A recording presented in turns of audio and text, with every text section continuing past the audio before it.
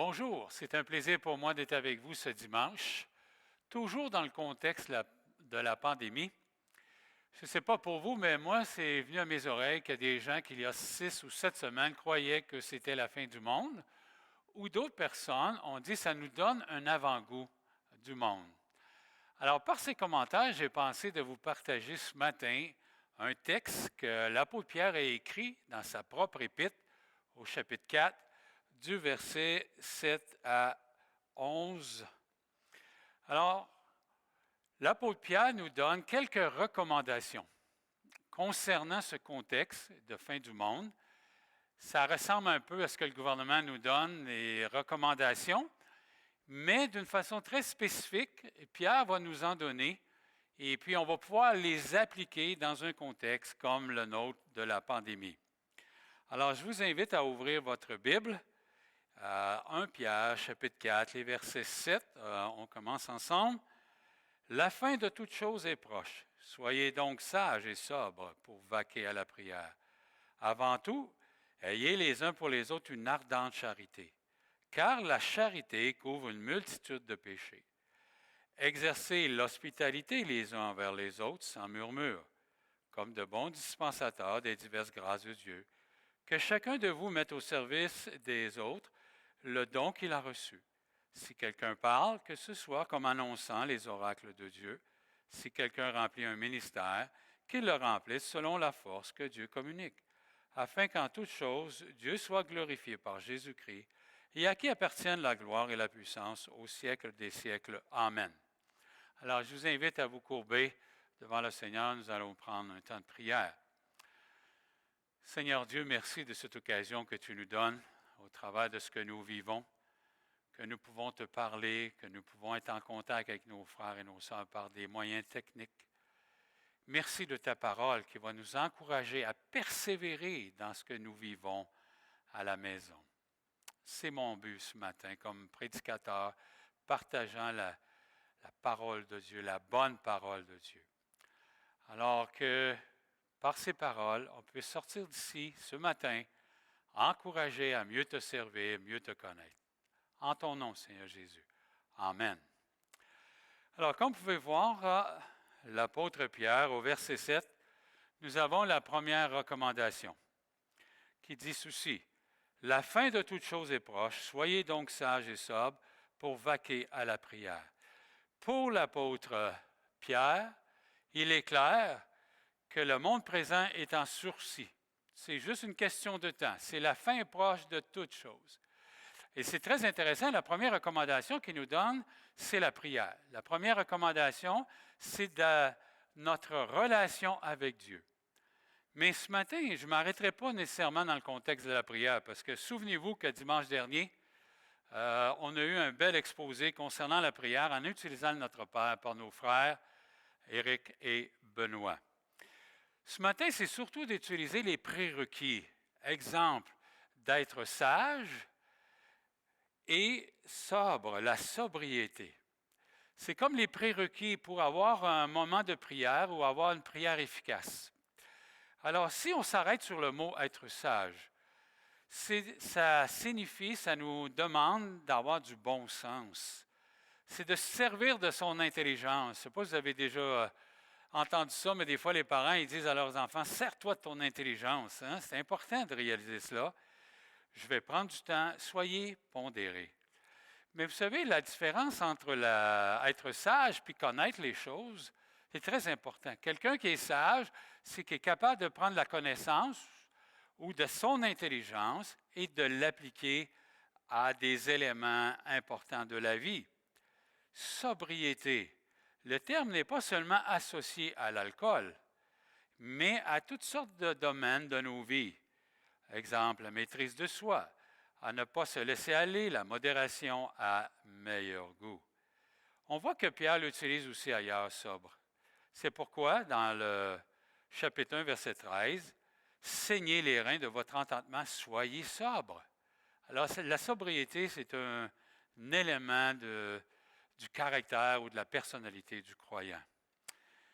Maintenant, lorsqu'on voit ces deux prérequis-là, puis on examine le contexte dans lequel on vit, pensez au contexte du confinement. Après 6 semaines, 7 semaines, c'est pas facile d'être sobre et d'être modéré et d'être sage avec la nourriture, avec l'Internet, la télévision, la boisson et toutes choses là, qui sont bonnes à notre bouche et qui sont bonnes pour notre corps. Ici, ce qui est très intéressant pour être sage, je dirais que dans un contexte de confinement, c'est bon de garder une petite horaire, de se lever le matin peut-être à plus ou moins la même heure. Il faut garder un cadre. C'est important de réaliser ça. Parce qu'on peut faire des divergences un peu partout là, dans notre vie. Il est clair qu'après 6 ou 7 semaines, on peut s'ennuyer, on peut s'inquiéter, on peut être de plus en plus stressé. Alors, c'est important de réévaluer et c'est important de s'organiser. Vous savez, il ne faut pas laisser nos pensées errer. Il y a un danger qui est là. Pensez à David et Bathsheba. Pensez à David, notre ami, le roi. Si vous voulez tourner avec moi dans 2 Samuel 1 à 5, c'est très intéressant. Ce que j'aimerais vous faire remarquer. Alors, 2 Samuel 11, 1 à 5. Alors, l'année suivante, au temps où les rois se mettaient en campagne, David envoya Joab pour ses serviteurs et tout Israël pour détruire les fils d'Ammon et pour siéger à Rabat. Mais David resta à Jérusalem. Un soir, David se leva de sa couche et comme il se promenait sur le toit de sa maison royale, il aperçut de là une femme qui se baignait et qui était très belle, excusez-moi, et de figure. David fit demander qui était cette femme et on lui dit, n'est-ce pas Bathsheba, fille d'Éliam, femme d'Uri le Hétien. Et David envoya les gens la chercher et elle vint vers lui et il coucha avec elle. Et après s'être purifiée de la souillure, elle retourna dans sa maison. Cette femme devint enceinte et elle fit dire à David, je suis enceinte. Ce que je veux vous faire remarquer, souvent on va lire l'histoire, mais c'est le verset 1. L'année suivante, au temps où les rois se mettaient en campagne. C'est très intéressant. Alors, David, dans cette année-là, devait être à la guerre, devait être dans son armée. Puis vu qu'il n'était pas à la bonne place, puis qu'il ne s'occupait pas vraiment de ses yeux, il ne s'occupait pas vraiment de ses pensées, ce qu'on peut voir ce soir-là, et cela a amené vraiment à commettre un péché, puis tantôt, ça va aller jusqu'au meurtre. Alors pour nous, c'est le même principe. Il faut avoir un petit cadre. Il faut être prudent. Vous savez, là, moi, je demeure à la maison depuis 4 à 5 semaines. Je passe régulièrement aux côtés du garde-manger. C'est pas facile de ne pas arrêter. On passe souvent, je vois le frigidaire de où ce que je suis assis. Puis ma femme là, en fait de la bonne nourriture. Fait que je peux vous dire que c'est pas facile. Elle est gentille avec moi, fait qu'elle ne fait pas de dessert la semaine. Juste la fin de semaine. Alors, ça nous aide. Pourquoi c'est important?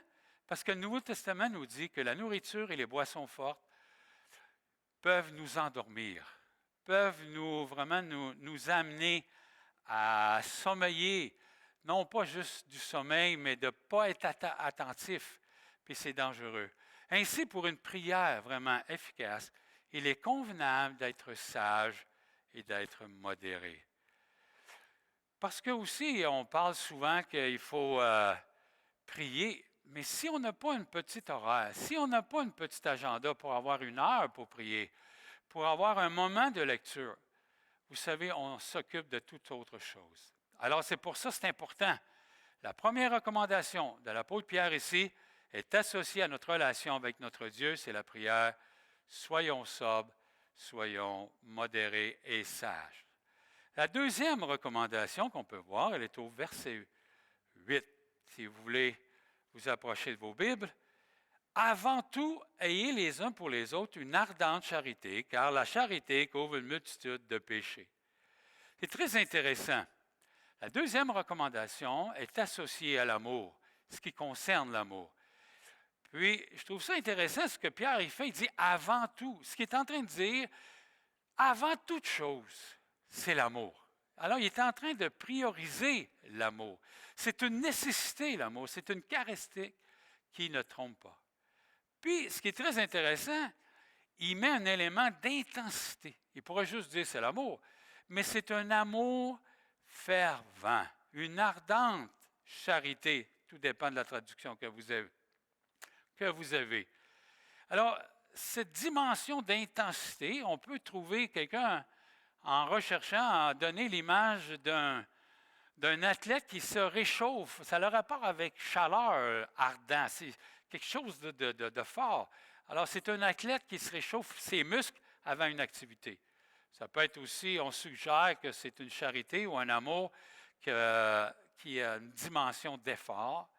Et quelqu'un a dit un amour indépendant de toutes circonstances. C'est important. Avant toute chose. C'est quand même intéressant. Alors, on se souvient que Jésus avait dit dans Jean 13, 35, « Ceux-ci à tous connaîtront que vous êtes mes disciples si vous avez de l'amour les uns pour les autres. » Alors, c'est vraiment un élément important de témoignage public, l'amour entre nous. Lorsque je pense à l'amour, j'ai toujours cet exemple de Osée dans l'Ancien Testament. Il a marié une prostituée. Elle est retournée à son bourbier. Elle est retournée dans ce qu'elle connaissait, ce qu'elle pratiquait. Lui, il va retourner pour aller la chercher. C'est vraiment toute une histoire d'amour. On s'amuse des fois avec le mot « il a osé aimer cette femme-là ».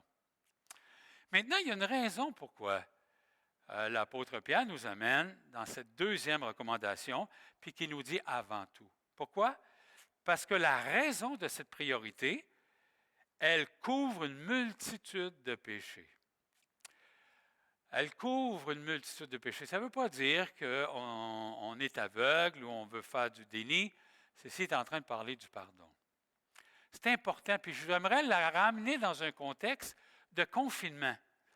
Vous savez, le confinement, lorsqu'on est dans une maison ou un appartement, le confinement là, devient de plus en plus petit. Je ne sais pas, après 6 semaines, là, il n'y a plus grand-chose, il n'y a plus grand endroit où vous pouvez vous cacher ou d'aller vous reposer des fois. Alors, c'est important de comprendre ça. Puis, l'effet du confinement, on ne peut pas éviter les conflits. Vous savez, c'est pas facile juste d'être des adultes, puis là, vous introduisez des enfants. Alors, c'est tout un défi. Quand on pense à hier, on nous a dit qu'on ouvrirait les écoles. Alors, on commence par le primaire. Les grands, au niveau du secondaire, vont rester à la maison. Vous pouvez vous imaginer, tout est là pour qu'il y ait des tempêtes de conflits. Maintenant, ce qui est intéressant du confinement, c'est qu'au début, on a le sentiment, moi, le début de mon confinement, j'avais l'impression que j'étais en vacances. Ça me donnait cette impression-là. Ça me donne Après les vacances, le sentiment des vacances passe, on dit on va faire un petit projet. Tu sais, on a quelque chose à faire, là. Tu sais, on a commencé à racler alentour de la maison, puis on peut faire des changements, un peu de ménage dans la maison aussi, dans l'appartement. Mais à un moment donné, je ne sais pas pour vous, mais le danger, c'est qu'on va commencer, je ne sais pas, vous devez connaître cette expression, on va commencer à se piler sur les pieds. On va commencer à rentrer, exemple, dans les chaudrons de la madame. Hein? Parce que là, on est là à tous les repas.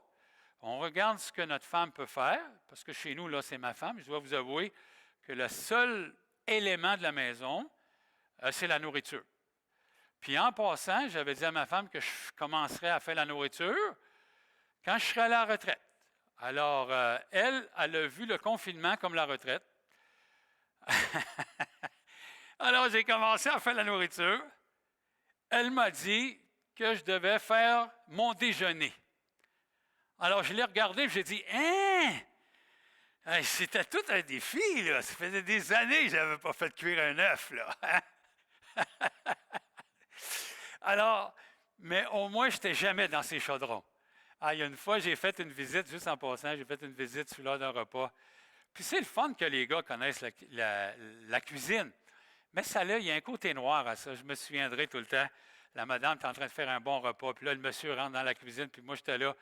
Puis là, le monsieur, il dit, « Ah, ça manque de sel. Ah, ça, c'est pas assez chaud. Ça, il faudrait cuire. » Ah, je me suis dit, j'aime autant rien savoir que de faire des choses de même à ma femme. Alors, voyez-vous? Puis là, quand tu commences à te piler ses pieds, là, un étincelle, comme dirait M. Legault, hein?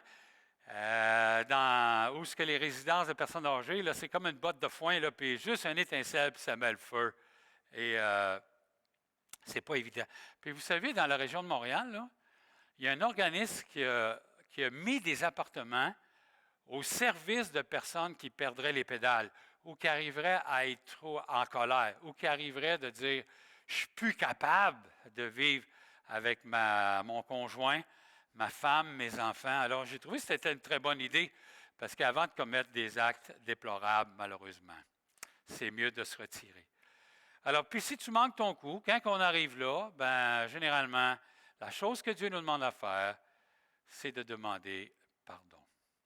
Proverbe 10, 12 nous dit, « La haine excite les querelles, mais l'amour couvre toutes les fautes. » Alors, ce n'est pas l'idée de couvrir dans le sens de fermer les yeux, mais c'est l'idée de mettre en pratique le pardon. Si j'ai blessé ma femme ou mes enfants, que je puisse aller les voir, puis jaser avec eux, puis leur demander pardon. Alors, ceci résume la deuxième recommandation. La troisième recommandation est au verset 9. Exercer l'hospitalité les uns envers les autres sans murmure. C'est intéressant que dans le contexte de la fin du monde, Pierre nous encourage à pratiquer l'hospitalité. Mais l'hospitalité, dans sa définition, c'est de recevoir quelqu'un dans sa maison pour prendre soin de ses besoins physiques généralement. Mais lorsque les gens ils sont avec nous, c'est tous les besoins qui peuvent se produire, soit autant émotionnels, autant relationnels. Alors, l'hospitalité. On a le même concept dans l'Ancien Testament, dans Lévitique, de prendre soin de l'étranger. Oui. Quelqu'un a déjà dit, puis moi j'ai eu le privilège de faire de la députation quand j'étais soutenu par l'association. J'ai visité beaucoup de familles. Quelqu'un a déjà dit, il y a juste les chrétiens qui peuvent faire ça. Ils donnent la nourriture, ils lavent ton linge, puis ils te donnent de l'argent avant de partir. Tu sais, c'est quand même quelque chose, là. C'est tout que de l'hospitalité. Là, mais puis il faut se souvenir que dans le contexte de l'Ancien Testament, les routes n'étaient pas en sécurité. C'était pas sécuritaire. C'était très dangereux d'aller dans les hôtels même. Tandis qu'aujourd'hui, ce n'est plus le cas. Mais ce qui est très intéressant, il semble qu'en pratiquant l'hospitalité, il peut quelque chose qui peut sortir négativement de nous, qui peut nous amener à murmurer. Alors, murmurer, hein? Des fois, ce n'est pas évident de prendre soin des gens. Je sais que des fois, les gens aussi, ils ne sont peut-être pas trop reconnaissants non plus, là. On peut comprendre ça. Mais il semble que, d'une façon ou d'une autre, ça peut provoquer du murmure chez nous. Pourquoi? À cause du temps et de l'argent. Il est très difficile de pratiquer maintenant. Dans le contexte qu'on est, on ne peut pas s'inviter à la maison. Alors, dans le contexte de la pandémie, le confinement, on peut trouver une forme dérivée aujourd'hui. Il faut voir qu'on peut se recevoir mutuellement, on peut prendre soin mutuellement. Aujourd'hui, c'est soit par le téléphone, soit par la technologie, exemple Zoom, les messages Internet. On peut pratiquer l'hospitalité, on peut appeler. Avec tous les téléphones que j'ai faits depuis le temps, quand je suis à la maison, puis même un peu avant, on apprend à connaître les gens. C'est très intéressant. J'ai eu des confessions, j'ai eu des questions concernant la théologie, imaginez. C'est très intéressant de voir cela. Parce qu'à l'Église ou dans d'autres moments, les gens n'ont pas eu le temps. Alors, pratiquons l'hospitalité d'une façon dérivée aujourd'hui par les moyens que Dieu nous donne. Et c'est important. Ça devrait être une marque. C'est une recommandation, mais ça devrait être une marque du croyant de prendre soin des gens. Maintenant, quatrième recommandation, ça a le rapport avec le service. Si vous remarquez, dans les 4 recommandations, une est associée à notre Dieu et les 3 autres sont associées à nos frères et à nos sœurs. Ils sont plutôt relationnels. Et la 4e recommandation, c'est le service. Si vous voulez venir avec moi au verset 10. Alors, on lit ensemble. Comme de bons dispensateurs des diverses grâces de Dieu, que chacun de vous mette au service des autres le don qu'il a reçu. Si quelqu'un parle, que ce soit comme annonçant les oracles de Dieu.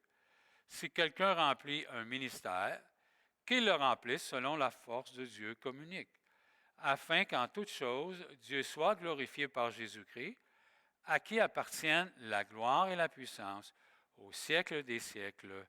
Amen. Alors le texte ici nous dit à celui qui parle, OK, puis il nous indique déjà quel devrait être le contenu de ces paroles, les oracles de Dieu, et on nous encourage à remplir un ministère que Dieu nous aurait donné.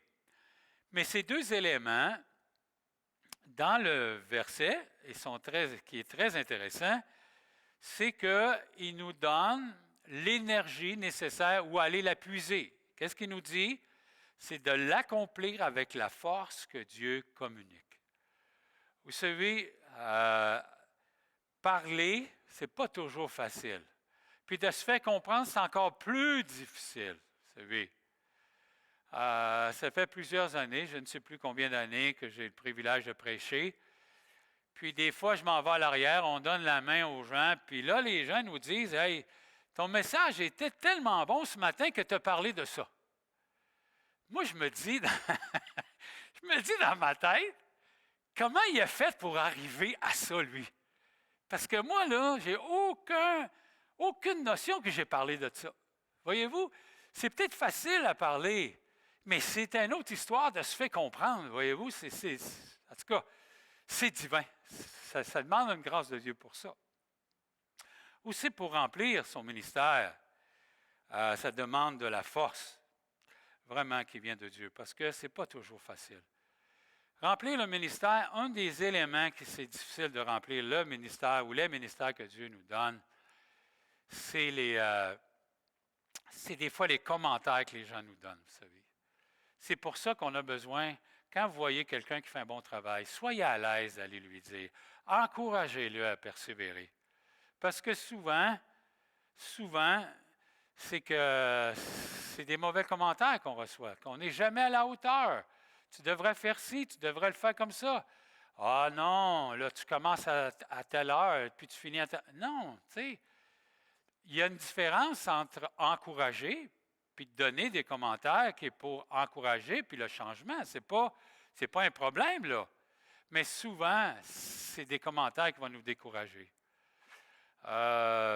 Cette semaine, j'étais avec Marie dans notre véhicule, puis il y a un frère qui m'a appelé d'une église que j'avais eu un ministère. Puis il m'a remercié d'avoir été présent, puis de l'avoir aidé. Puis il semblerait qu'on a parlé de certains sujets qu'il n'avait jamais entendus. Bon, il peut le dire, là, moi je ne m'en souviens pas. Mais c'est juste pour vous dire comment des fois ça peut faire du bien. Juste une fenêtre que Dieu nous ouvre à nous encourager à persévérer. Mais ce ministère-là, puis cette communication de la parole, bien, celui qui fait cela, celui que Dieu a donné ça à faire, bien, qui a le puiser dans la force de Dieu. Maintenant, l'objectif de ces deux éléments, qui font partie des dons que Dieu nous a donnés, c'est afin que toute chose soit glorifiée, OK? Que toute chose soit glorifiée à Dieu par Jésus-Christ. Et ça, c'est important de réaliser ça. Que ce qu'on est en train de faire, ça glorifie Dieu. Puis dans le fond, là, quand le frère m'a appelé pour me remercier, il glorifiait Dieu. Puis moi, j'ai glorifié Dieu parce que j'ai pu lui faire du bien.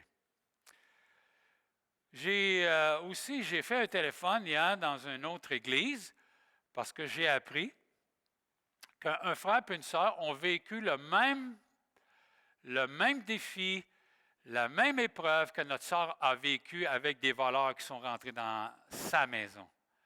Frères et sœurs, eux, ils étaient dans la même maison, puis le soir, il y a des gens qui ont rentré, puis vraiment, là, ils voulaient les voler, et puis il a été menacé, lui, a été menacé 3 fois, que le gars m'a dit avec le gun qu'il voulait me tuer. Je ne suis pas capable d'en revenir encore après 3 mois.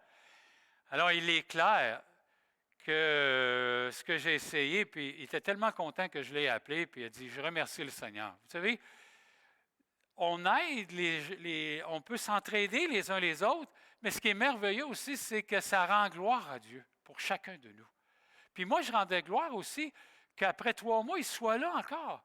Puis qu'il parle du Seigneur, puis il dit, mon grand psychologue, c'est Jésus. Je trouvais ça emballant de voir qu'il reconnaissait cela dans sa vie.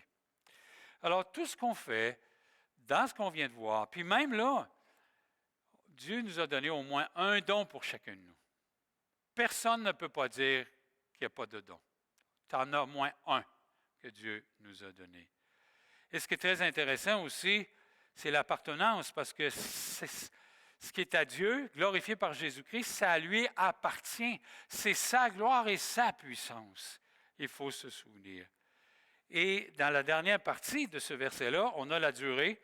Ça ne durera pas 100 ans, ça ne durera pas 1000 ans, mais ça va durer de siècle en siècle. Vous savez, dans ce que nous vivons dans notre confinement, c'est sûr que tantôt on a commencé, il va y avoir un déconfinement, on commence déjà à en parler, mais Dieu a déjà utilisé des dons parmi nous pour nous encourager, pour nous exhorter, nous avertir même. Alors, on peut remercier, exemple, juste la musique avec notre frère Sylvain, là. C'est à chaque fois qu'on reçoit une petite vidéo, on l'écoute, on est super content, ça nous encourage. Puis l'idée est très bonne de mettre les mots, parce qu'on peut chanter en même temps que lui. C'est vraiment merveilleux. Pensez aux gens qui nous appellent. On téléphone aux gens. Peut-être que vous ne le saviez pas, mais on a divisé le nombre de personnes par le nombre de gens qui vont téléphoner. Alors moi, j'ai une personne qui appelle pour moi. Je trouve ça très intéressant. Alors, je ne fais pas juste appeler pour les autres, mais il y a quelqu'un qui appelle pour moi. Alors, on prend soin des uns des autres. Je remercie tout spécialement Benoît et Éric, surtout Éric là, pour la technique. Là. Pour moi, c'est toujours un mystère, toute cette chose-là pour moi. Mais de voir que lui, Dieu l'a équipé, Dieu lui a donné la formation nécessaire, je pense qu'on peut le remercier pour cela. Puis Benoît, persévérant, vraiment, dans l'enseignement. Alors, il faut se rappeler de ces 4 recommandations ce matin. Autant des recommandations de M. Legault, M. Legault, il dit toujours les mêmes. Restez chez vous. Si vous sortez, il faut être distant de 6 pieds, puis quand on revient à la maison, on se lave les mains. C'est tout le temps la même chose. Là. C'est pour ça qu'ils vont trouver ça dur de nous déconfiner, hein? Parce que là, il faut qu'ils changent la mentalité. Là. Comme je vous disais la dernière fois, je ne me suis jamais lavé les mains autant de ma vie. Là. C'est incroyable. Mais j'aimerais que vous vous souveniez cette semaine. Intégrez de plus en plus, vous le savez déjà, ces recommandations, vous l'avez déjà. Soyez sages et sobres pour la prière. C'est bien de parler à Dieu, mais il faut être sobre. Il faut vraiment être sage. La deuxième recommandation, l'amour. Elle couvre une multitude. Je sais que c'est difficile. Puis peut-être que vous êtes chicané encore. Peut-être. Puis des fois, c'est banal. Je ne sais pas pour vous, là. Mais la chicane peut commencer d'une façon banale. Vous savez? Alors, c'est important de réaliser ça. L'hospitalité, prendre soin des uns des autres. Le service, de mettre. Parce que tantôt, quand on va être déconfiné, puis qu'on va revenir, comme dirait M. Legault, à la vie normale, on va pouvoir remettre en service nos dons envers chacun. Alors, on n'oublie pas cette semaine de faire d'une façon prioritaire ce que je viens de vous partager de ces 4 recommandations. Alors, bon dimanche, bon courage à tous et à la prochaine.